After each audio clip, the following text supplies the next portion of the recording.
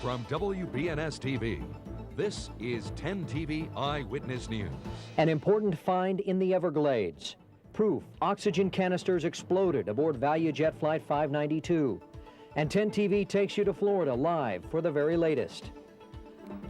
Good evening, I'm Kurt Ludlow. The focus of the ValuJet crash is on the oxygen canisters. More than 100 of them were loaded into the cargo hold of that ValuJet plane. Investigators have now found evidence that the canisters may have exploded or burned during the flight. A tire was found with pieces of the canisters embedded inside. 10 TV's Chuck Strickler is live in South Florida. And Chuck, it's looking more and more like those canisters played a role in this crash. Well, it sure does, Kurt. In fact, this is an oxygen canister similar to the ones being called into question. In fact, some of the evidence gathered here so far is being sent to FBI headquarters in Washington, D.C., and the people there are going to try to determine if the evidence may show some signs that an explosion occurred on the crash. Now, we are about 10 miles from the actual crash site here in the Florida Everglades. You can see in the background, this is where the NTSB has set up one of their headquarters sites here. Now, this is the end of the 8th day in the search for wreckage and things that are down in the mud and in all that muck. It is actually the officials here are entering a new phase in their investigation and putting new technology to the test. He's coming right up. Divers had to deal with a little problem before testing new, heavy-duty, custom-designed rubber suits that just came in. Once the alligator was trapped and out of danger's way, the testing began. It's a dry suit in the sense that nothing gets in there except your sweat. You're very hot when you're in here. There won't be any water coming into this. The biggest enemy that we're going to be facing is going to be heat exhaustion. The special suits that we're using from U.S. divers is totally sealed because of the hazards that are out there. Like biological contaminants and aviation fuel. Search crews are hoping this is a productive week for the investigation and the weather cooperates. The probe into the murky water moves from the perimeter of the crater of the crash into the inside, where the water can be as deep as 8 feet. The divers still have details to work through and won't be going into the crater until Tuesday. They will be going in one at a time for up to 20 minutes each. Visibility is as low as an inch. The hope is that they will find more pieces of wreckage to piece together more clues to determine the cause of the crash. And investigators are also using a ground mapping radar system, which can help give them a better idea of what objects are still underwater and in the mud possibly. NTSB officials took an airboat ride today. They told everybody here that they had a chance to look into the hole, the crater of where the plane actually went in at ground zero, and they say they believe they saw a part of the fuselage. Of course, that's what divers are going to be trying to go into that area over the next couple of days to get whatever they can out of that area. And their main priority, of course, Kurt, is to find that cockpit voice recorder. They say that is the key in solving, they hope, this investigation. And it could be a long search. All right, Chuck Strickler reporting live for us tonight from the Everglades. Divers, by the way, have only recovered about 10% of that plane. Medical helicopters rushed. From WBNS TV, this is 10 TV Eyewitness News. New clues this evening into what may have caused the crash of ValuJet Flight 592. Federal investigators say oxygen canisters were carelessly packed onto the plane and loaded without safety caps. Tonight, search crews are still searching through the muck, trying to find out how the plane went down. The crews there have uncovered singed oxygen canister parts and melted tires. Good evening, everybody. I'm Andrea Camburn. And I'm Dave Kaler. We thank you for beginning your week with us on this Monday. Workers already have to contend with the heat and the mud and the alligators in the Florida Everglades. About 90% of the wreckage is still submerged underwater. Workers are using radar equipment to map out pieces, and investigators say so far results have been encouraging. Those oxygen canisters were labeled empty, but investigators are trying to determine whether they contain chemicals that may have caused a fire on board. Eyewitness News has traveled to Florida for a look at the cleanup effort, and reporter Chuck Strickler is in Dade County, Florida, a short distance away from the crash site, and he joins us live via satellite. Chuck, how has the rescue operation gone today? Well, actually, this was a pretty slow day, Dave. Of course, the next phase of the investigation actually gets underway tomorrow. But a lot of people here in southern Florida are keeping a close watch on the weather. There's a big tropical storm that's moving up from Cuba.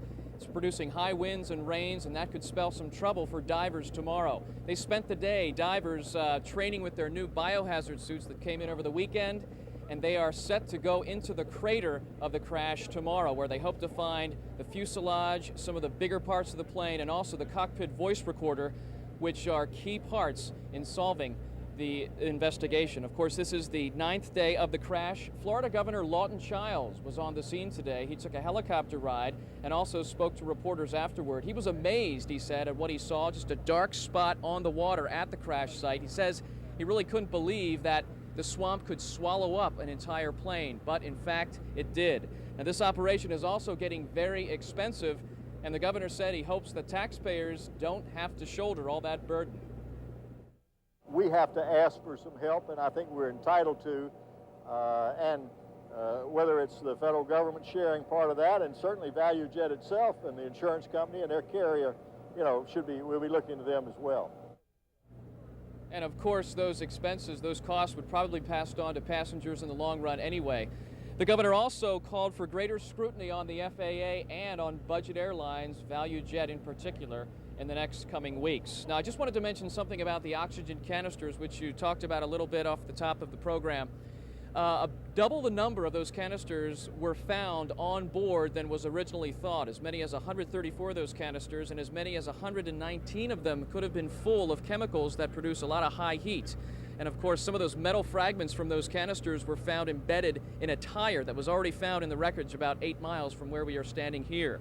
And of course, those parts, some of those are being sent to Washington, D.C. for further analysis. Could be possible sources of a fire or an explosion on board the plane just minutes before it crashed. We do have word, of course, that the pilot said that there was smoke in the cockpit before the crash happened. But, all this is going on. I really hope the weather cooperates tomorrow so the divers can get into the crater. But we're really not going to find out some really good answers, hopefully any positive answers, for another couple of months as to the cause of the crash. Dave? Okay, thanks a lot, Chuck. Chuck Strickler reporting live from Florida. It has been over a week now since 110 people were killed in the ValuJet plane that slammed into the murky waters of the Florida Everglades. And tonight, divers are getting ready to go in to a crater created when the DC-9 went down. In it, they could find valuable information leading to a cause of the crash. Our Chuck Strickler joins us live now from Florida with the latest on the search. Chuck? Well, Dave, investigators say it may be months before they determine a cause of the crash. They are considering all evidence, including eyewitness accounts. We caught up with one man who saw and heard the last moments of Flight 592. This is where Walt Little feels at home, behind the steering wheel of his bass boat in the Florida Everglades. He was fishing here that day when he saw and heard the ValuJet plane in trouble. Normally, that attitude would be about like this. That aircraft was almost double that. One wing pointed at the ground, one wing pointed into the sky. It flew over the canal I was fishing in and then sharply dove into the ground from an altitude of about 400 feet. It simply kind of made one great big thud into the ground and literally made the ground, the water, and my boat shake. It was shocking and so unimaginable that I stopped for a moment to question whether I had mistaken what I had seen. Walt always carries his cell phone. 30 seconds after the crash, he called 911. And a large jet aircraft has just crashed out here. Large, like airliner size. He also had navigation equipment on board and gave the precise location to authorities. How close did the plane crash from your spot? Approximately 1/2 mile. The impact of the crash is still sinking in. I saw such a terrible thing, but I couldn't really do anything to help. And he says it's a feeling and moment in his life he will never forget. Before the plane plunged into the water, Little says that he did not notice anything physically wrong with the outside of the plane. He says the engines appeared to be running normally. Now, Little is a licensed pilot, and he does know some things about planes, and he hopes that in some way his description may help in the investigation. Here tonight near the crash site, everything is quiet, but a big day is on tap for tomorrow. Divers plan to go into the crater of the crash site where the biggest parts of the plane are believed to be. They also hope to find that cockpit voice recorder, which may lend investigators to find out exactly what happened. But they will not dive in if the weather does not cooperate. That is a big question. Rains are moving in, and that could delay the operation. Dave? Okay, thanks a lot, Chuck. Chuck Strickler reporting live from Dade County, Florida. Spent a good part of that day underwater. Reporter Chuck Strickler is live in the Florida Everglades with the latest on the recovery effort. Chuck? Well, Dave, 2 divers went into the crater today. The water was clear at first, they say, but it got murky as things were stirred up. Now, the main job for the divers today was basically to map out this crater. They say it's anywhere from 1 foot to 8 feet deep, and also to identify any objects that they did see. They did not find any remains of victims, they say, but they did find some parts of the airplane. No real big pieces, though. They say one piece or a couple pieces may have been about the size of a 3 by 6 foot table. And this is a very tough job for the divers, and today we take a look at the conditions that these men are working under.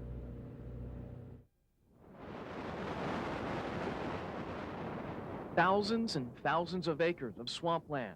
As one local biologist says, it probably is the most serene, beautiful environment you could place yourself in. But it can also be the most unforgiving. It's no wonder that, that plane that went down simply disappeared in it. Biologist Sam Snedeker has collected samples for research in the Everglades for years. You had on sneakers and tried to walk through it and take a couple steps, and then suddenly you pull your foot out and you don't have a shoe on it anymore. So for us, the shoes came off. The Everglades is a mixture of water, plants, silt, and mud, like this. It may look solid in some places, but as you start walking, you sink in, as little as an inch or even up to your waist. And don't forget the wildlife either, animals that bite. There are 6 kinds of poisonous snakes, and also these guys, a lot of alligators swimming around out here.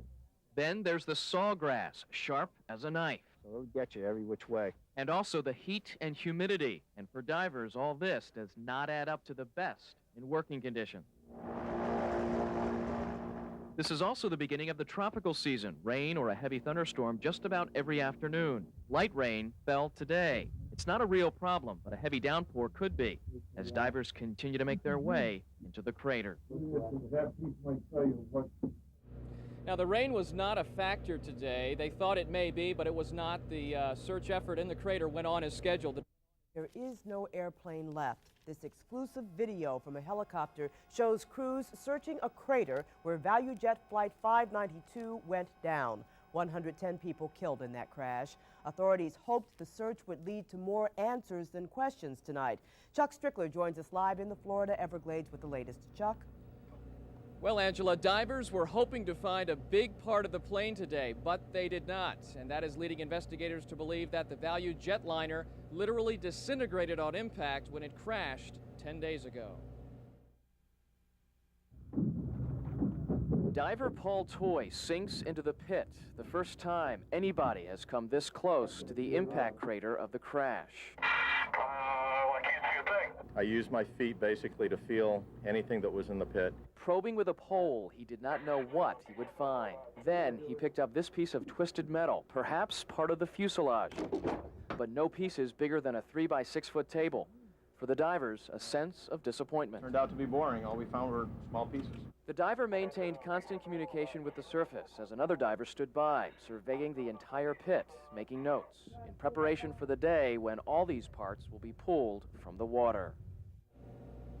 And when that happens is still a question. Now, the initial point of impact caused a crater about 1 foot to 18 inches deep into the limestone, which is underneath the mud and the water. Now, the divers said that they found baseball-sized chunks of limestone in the water today, and also some other things, but there still is the possibility that there could be some more wreckage underneath the mud, things that they did not find today. The cockpit voice recorder among those things that have not been found just yet.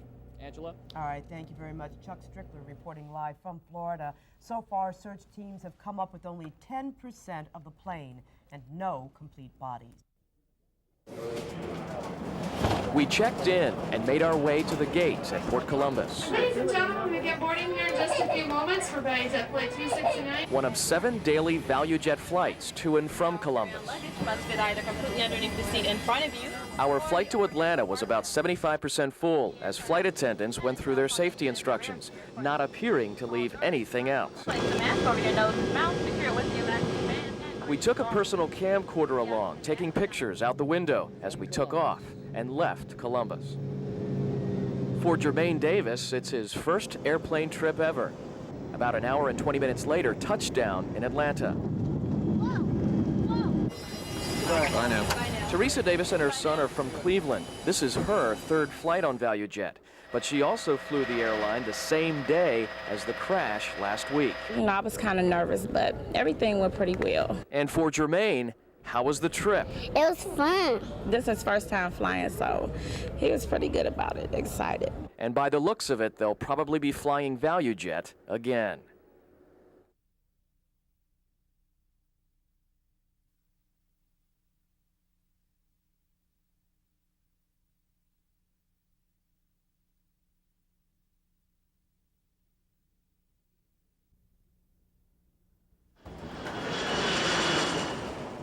The transition has caused some problems, delays and cancellations at many of the 31 cities where the company does business. I'm here in Miami, and this person is supposed to be waiting for me not only doesn't exist, but as you can probably see from the counter behind me, nobody exists at ValuJet. Alan Latowski's flight to West Palm Beach was canceled. Then he was diverted to Miami with a promise of a full-paid shuttle trip to get him home. After an hour wait, help finally came. But Alan is now ready to bag the airline. Gonna fly ValuJet again? Oh, absolutely not. Under no circumstances. And despite all the frustration, some of the passengers we talked to say that all this scrutiny is a good thing. And because of it, ValuJet may be one, if not the safest airline to fly across the country right now. People like Barbara Smith from Nashport, a tiny town in central Ohio, who flew to Atlanta to spend time with her son. It was a terrible tragedy, but no, I have flown ValuJet before, and I would continue to fly ValuJet. ValuJet is offering free meals and refunds in the short run and a promise of better service and a perfect safety record down the road. But many wonder if all these promises will be enough to get customers to put on a happy face.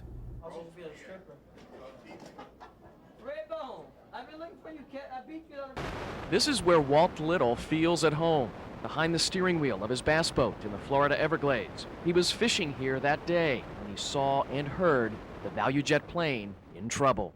Normally, that attitude would be about like this.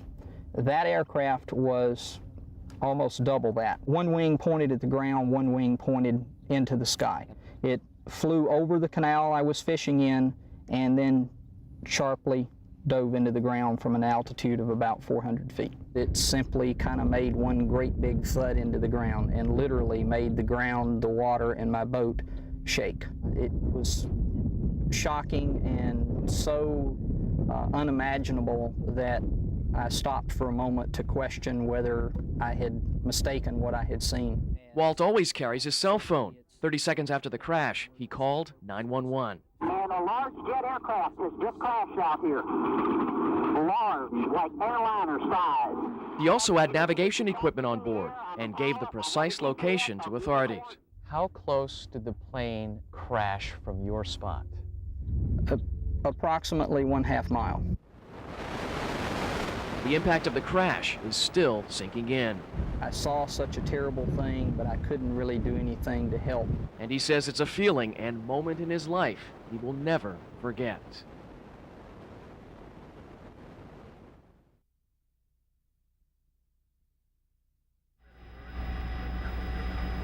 Search crews make their way through the muck and swampy water, the wreckage scattered in bits and pieces everywhere.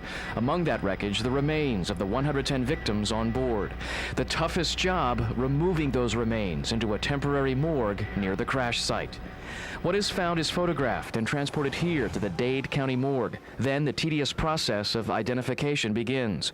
A team of forensic doctors working together under much of the same conditions as the Families of the victims are filling out these forms, 10 pages of questions about physical characteristics like hair color and tattoos, questions about the clothing and jewelry their loved ones were last wearing. Among those victims, Elaine and Robert Heyman of Columbus. Their sons came to South Florida last week, like dozens of other families, to provide as much information as possible to authorities about their mom and dad, including medical and dental records.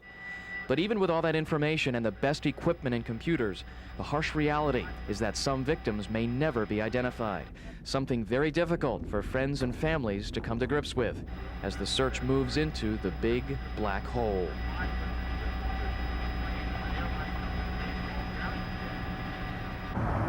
To the grim task of recovering the remains of victims in the ValuJet plane crash. I'm Chuck Strickler in Florida. A live report is coming up.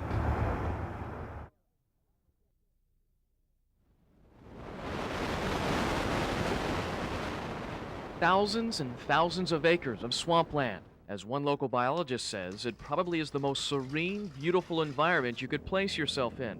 But it can also be the most unforgiving. It's no wonder that, that plane that went down simply disappeared in it. Biologist Sam Snedeker has collected samples for research in the Everglades for years. You had on sneakers and tried to walk through it, you take a couple steps, and then suddenly you pull your foot out and you don't have a shoe on it anymore. So for us, the shoes came off. The Everglades is a mixture of water, plants, silt, and mud, like this. It may look solid in some places, but as you start walking, you sink in, as little as an inch, or even up to your waist. And don't forget the wildlife either, animals that bite. There are 6 kinds of poisonous snakes, and also these guys, a lot of alligators swimming around out here.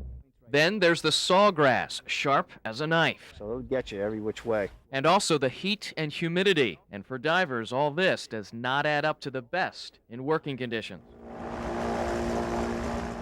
This is also the beginning of the tropical season. Rain or a heavy thunderstorm just about every afternoon. Light rain fell today. It's not a real problem, but a heavy downpour could be, as divers continue to make their way into the crater. That piece might tell you what plane you've got down there.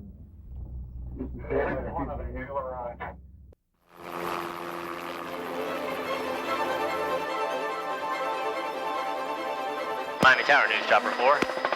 4, Miami. Yeah, off of the station, holding 300 feet westbound, please. Walk in standby. This is how it begins for Chopper 4, taking to the skies to bring you and the world the closest view of breaking news.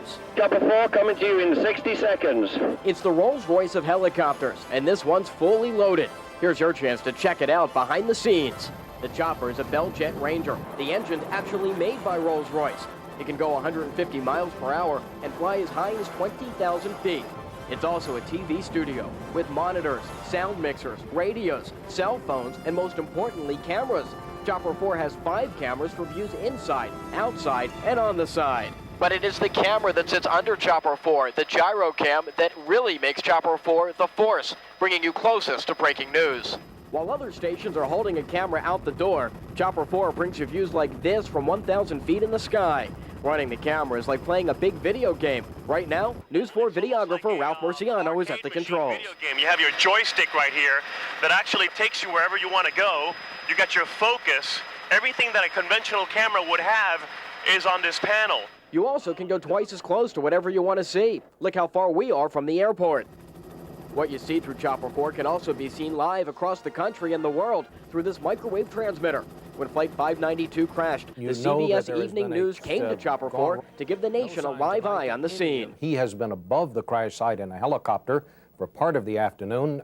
Andrew, what's the situation there now from your vantage point? There is some sort of a rescue attempt that is underway. It's a corps of 4 pilots that keep Chopper 4 safely in the sky. Jim Hunter is the chief fly guy.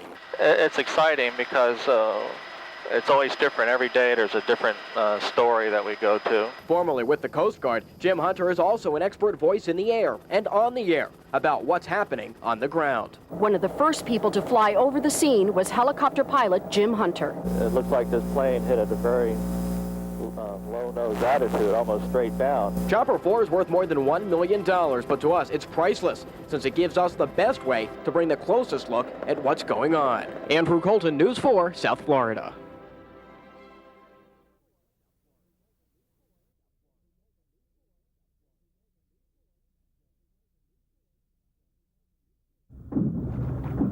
Diver Paul Toy sinks into the pit, the first time anybody has come this close to the impact crater of the crash. I can't see a thing. I used my feet basically to feel anything that was in the pit. Probing with a pole, he did not know what he would find. Then he picked up this piece of twisted metal, perhaps part of the fuselage, but no pieces bigger than a 3 by 6 foot table. For the divers, a sense of disappointment. Turned out to be boring. All we found were small pieces. The diver maintained constant communication with the surface as another diver stood by, surveying the entire pit, making notes, in preparation for the day when all these parts will be pulled from the water.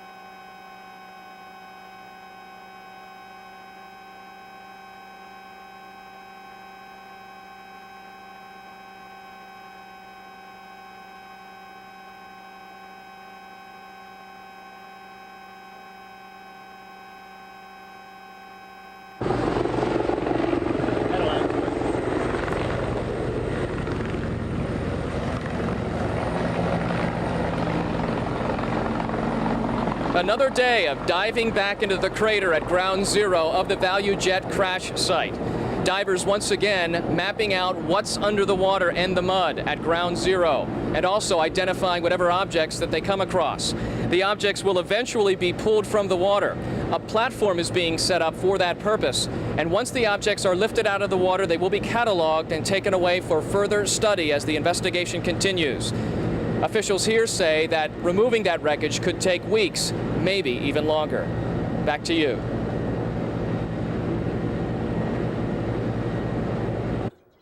Hi, this is Dave. How are you? The next thing on the tape is the intro for the Bodies Identify package. After that, there will be a tag. The thing you just saw was a As Live standalone. Hold that a little closer. 11 days have passed since the crash, and divers are now losing hope that they will be able to identify any of the victims. Okay, this is the tag portion. And people at the medical examiner's office tell me that the remains recovered so far are not enough to positively identify any of the victims. Back to you. There are a couple of gators floating around. And there was a fellow out here and a woman. They were trying to... Good yesterday. I saw it early this morning on headline news. 5 a.m. or something. It was a disappointment for investigators who had hoped it would yield more clues about the fate of Flight 592. No cockpit voice recorder, no large plane parts. Now it's up to the National Transportation. Susan Candiotti, CNN in the Florida Everglades. I consider that just one because the first one I forgot the thing. Okay. One more.